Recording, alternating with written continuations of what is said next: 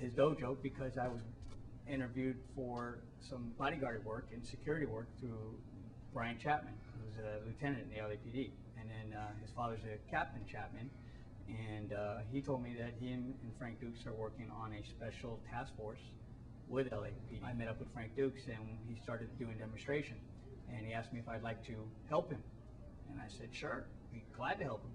And I ended up holding bulletproof glass, champagne bottles that he broke barefooted. It was incredible. Thousands of people. I mean, they were ripping our shirts off our backs, taking anything that had Frank Dukes' name on it, and we were giving them pieces of the bulletproof glass so they could take it, and memory. We didn't realize how much it was worth, but any piece they could take off the frame, they were taking it. We left it up for display. I was trying to let people come up and touch it.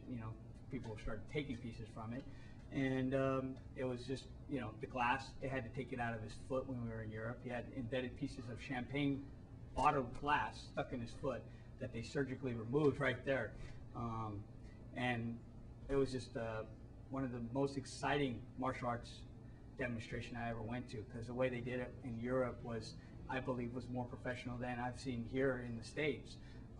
You could hear a pin drop with 40,000 people live. You can hear people hit the floor in the middle of the stadium. That means it's quiet, respectful.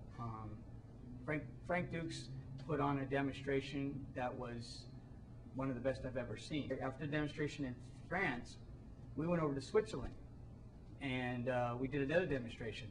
Well, I was just going there to hang out, and Frank Dukes invited me, so I went.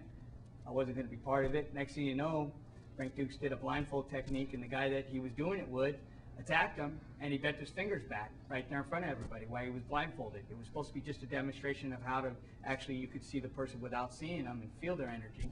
And the two guys that he was going to use on demonstrations, they were about 6'2", 6'4", and they were going to be, attacking Frank Dukes, because he doesn't practice, he doesn't, go, okay, let's rehearse this technique.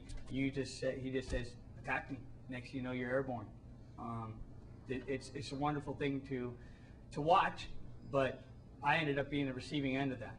And it was because the two guys that were supposed to be chucked around, they saw what he did to the guy while he was blindfolded. They decided they didn't want to be part of it. So they rejected and walked away and left Frank Dukes in a situation that, hey, I need somebody to demonstrate on. So I stepped up, and next thing you know, I rolled off the mat. After about 5 techniques, I couldn't move my head much more. I mean, he used full control, but me being lightweight, I was airborne, and it was all on tape. It was a beautiful thing. I got to see what I looked like after the fact, but it was a privilege that you get in front of another instructor, a grandmaster such as Frank Dukes, and attack him.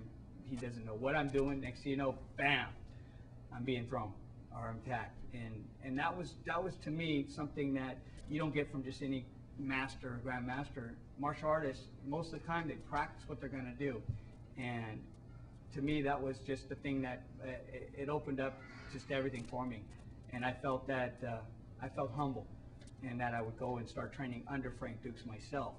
And with my years of experience, I was not just a beginner in martial arts. I had many years, many ranks, and many different styles under great grandmasters, and I chose to walk into him and follow his path.